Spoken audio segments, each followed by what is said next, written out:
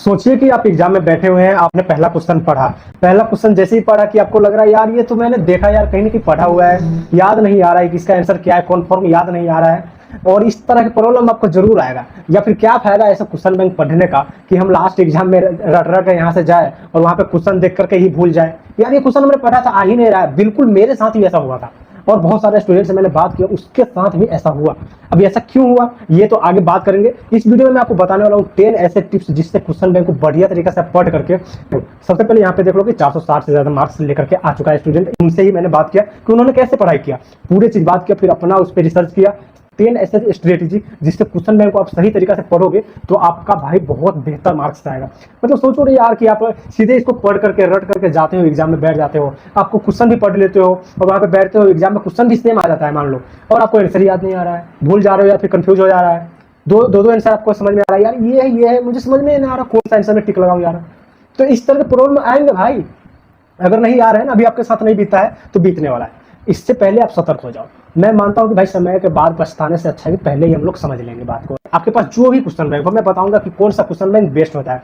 देखो best question bank तो वही होता है भाई जो चैप्टर वाइज होता है और टॉपिक वाइज होता है। और आप मार्केट में कोई भी क्वेश्चन बैंक ले सकते हो, मैं यहाँ पे प्रमोशन नहीं कर रहा हूँ किसी भी क्वेश्चन बैंक का, ओके। बेहतर क्वेश्चन बैंक वो होता है जिसमें चैप्टर वाइज और टॉपिक वाइज भाई दिया रहे। मतलब क्या, एक चैप्टर हो और उसका टॉपिक मेन टॉपिक लिखा हो, जैसे कि मैं इसमें आपको दिखा रहा हूँ, देख सकते हो इस तरह से आपका लिखा हुआ होना चाहिए, जैसे कि आप यहाँ पे देख रहे हो, ओके। तो इस तरह से टॉपिक और चैप्टर बांटा हुआ होना चाहिए जिसमें आपको आसानी होता है कि भाई इस चैप्टर में इस टॉपिक से ये सवाल आ रहे हैं और कितने दोहरा रहे हैं। तो मैं आपको यहाँ पे अपना भाई 10 स्ट्रेटेजी जो है नोट करके यहाँ पे रखा हूँ कॉपी पर, और ये मैं आपको बताने वाला हूँ जो रियल में काम करता है, ठीक है। ये नहीं कि कहीं से लाया उठा के आपको बता दिया, वो बिल्कुल नहीं। क्योंकि भाई जो काम करता है वो चीज आपको बताऊंगा तो आपको सही रहेगा।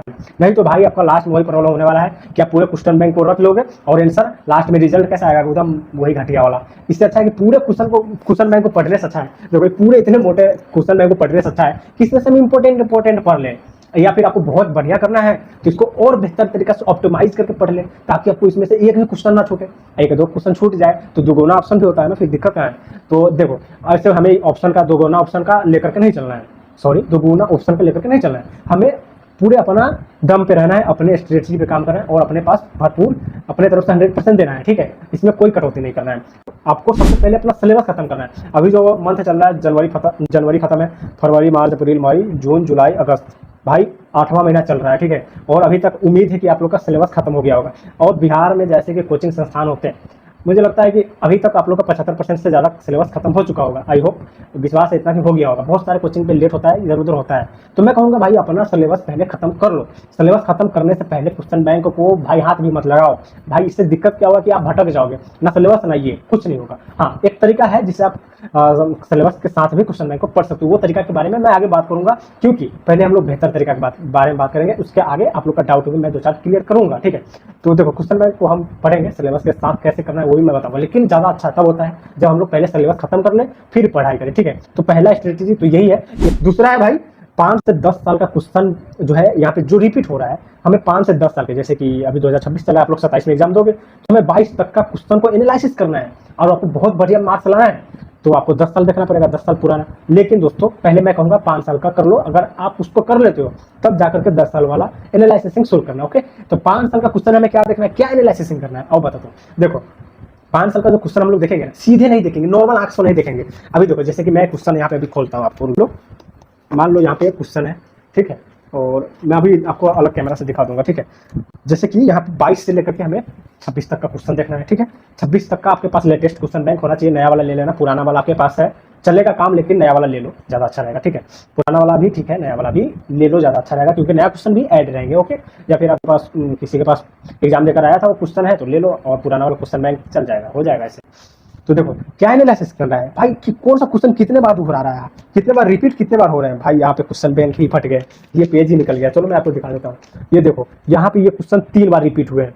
इस तरह के जितने क्वेश्चन है उसको तो बिल्कुल छोड़ना ही नहीं है भाई। उसको तुम कैसे भी करके मतलब घोट जाओ, पी जाओ। और कैसे पीना है भाई, कैसे मतलब पीना थोड़ी है, घोटना थोड़ी है, मतलब बोलने के लिए बोलते हैं। अब इसको कैसे करना है, भाई इसको समझ करके बढ़िया से दिमाग में इसका कॉन्सेप्ट क्लियर कर लेना है, डाउट क्लियर कर लेना है, ये दिमाग में चल जाएगा ऑटोमेटिक। ओके, इसको 3-4 बार प्रैक्टिस कर लेना है, रिवीजन अगर याद करने वाला है तो रिवीजन कर लेना है, मैथ है तो प्रैक्टिस कर लो भाई, दिमाग में चले जाएगा। और कुछ दिन बाद लास्ट एग्जाम के समय में रिवीजन कर लेना, ये याद हो जाएगा, एग्जाम में बैठोगे आराम से लिख पाओगे। ठीक है, इतना आसान है और कुछ नहीं। मैंने क्या बोला आपको, इसको क्या करना है भाई, पहले सिलेबस खत्म करना है, फिर मोस्ट रिपीटेड क्वेश्चन को देखना है। कहाँ पे? क्वेश्चन बैंक में देखना है। देखोगे वहाँ पे कैसे लिखा रहेगा, देखो जो क्वेश्चन बार बार आएगा ना वहाँ पे लिखा रहेगा 2022, 20, 21, मतलब अलग अलग टाइम दिया रहेगा।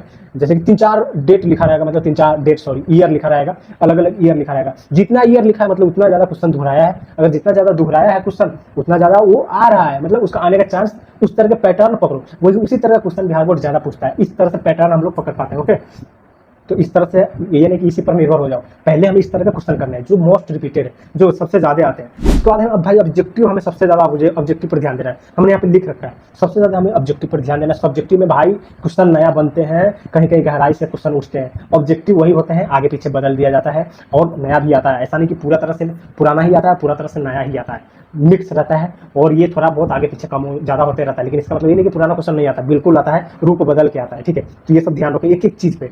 उसके बाद भाई शॉर्ट और लॉन्ग क्वेश्चन के लिए आपको अलग अलग कॉपी रखना है। मतलब जो हम यहाँ पे क्वेश्चन बैंक पढ़ेंगे ना भाई, क्वेश्चन बैंक जो पढ़ेंगे यहाँ पे जब हम लोग पढ़ रहे होंगे, तो भाई शॉर्ट जो होता है ऑब्जेक्टिव क्वेश्चन को हम लोग अलग लिखेंगे और लॉन्ग क्वेश्चन को अलग लिखेंगे। अब आप बोलोगे कि लिखना क्यों है जब इसमें लिखा हुआ है, तो देखो जो हमको याद हो चुका है, जो हमको याद है, जो हमको कंसेप्ट क्लियर है, उसको नहीं लिखेंगे। जहाँ पे हमको डाउट हो रहा है, जैसे कि किसी एक क्वेश्चन पर हमको डाउट हो गया कि भाई ये तो लग रहा है आपको कि हम याद नहीं कर पाएंगे, भूल जाएंगे, तो उसको आपको जस्ट दूसरे कॉपी में नोट के तौर पर नोट कर लेना है। चैप्टर का नाम लिख करके नोट कर लो, और एक चैप्टर का जितना भी क्वेश्चन आपको याद नहीं हो रहा है, डाउट है, कंसेप्ट क्लियर वाला नहीं है, सबको नोट कर लो। और इसी तरह से लॉन्ग क्वेश्चन को भी नोट कर लो, जो याद नहीं हो रहा है, जो जिसमें आपको दिक्कत वगैरह हो रहा है, इस तरह से करना है। ठीक है, उसके बाद आगे भाई पढ़ करके, जैसे कि आपने क्वेश्चन बैंक पढ़ लिया, पहले आपको एनालिसिस करना है, सिलेबस खत्म करके एनालिसिस करना है। एनालिसिस में आपको ये देखना है कि सबसे ज्यादा कौन सा क्वेश्चन दोहरा रहा है, उसको करना है।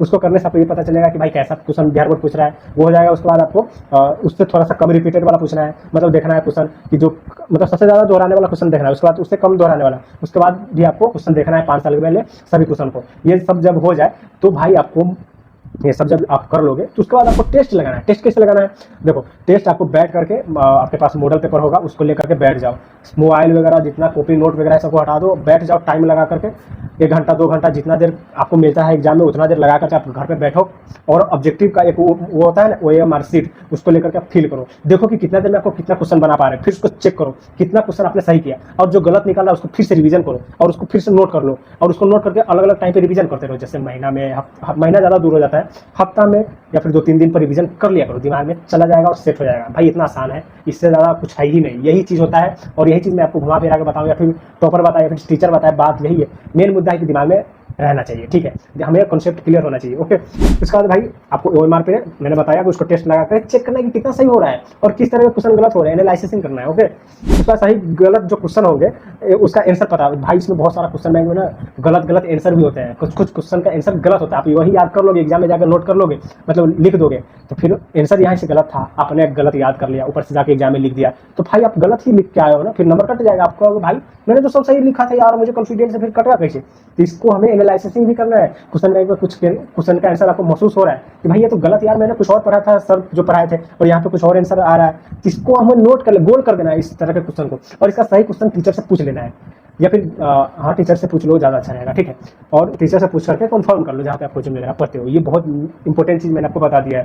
तो उसके बाद कम से कम 3 बार रिवीजन करना है भाई। मान लो अपने क्वेश्चन बैंक को पढ़ लिया, ओके, जैसे कि मैं आपको बताना चाह रहा हूँ, ये क्वेश्चन बैंक, ठीक है, हमने इसको 3 बार पढ़ लिया, मतलब पहले बार एनालिसिस किया, पढ़ लिया, रिवीजन कर लिया, एक चैप्टर कंप्लीट हो गया, दूसरा चैप्टर कंप्लीट हो गया, तीसरा कंप्लीट हो गया। अब जो चैप्टर हमने कंप्लीट किया है ना भाई, उसको 10 दिन 15 दिन तो उसी चैप्टर को 2 बार रिवीजन करना है, ताकि जो हमने पढ़ा है ना उसको और बढ़िया से हमारे दिमाग में सेट हो जाए। उसके बाद आप लास्ट में एग्जाम देने जाओगे, उससे पहले जो तैयारी करोगे उस टाइम पे तीसरा रिवीजन हो जाएगा। तो कम से कम 3 बार रिवीजन करना है एक ही क्वेश्चन का, मतलब ये पूरा चैप्टर का रिवीजन होगा तो एक ही क्वेश्चन को 3 बार रिवीजन तो हो ही गया।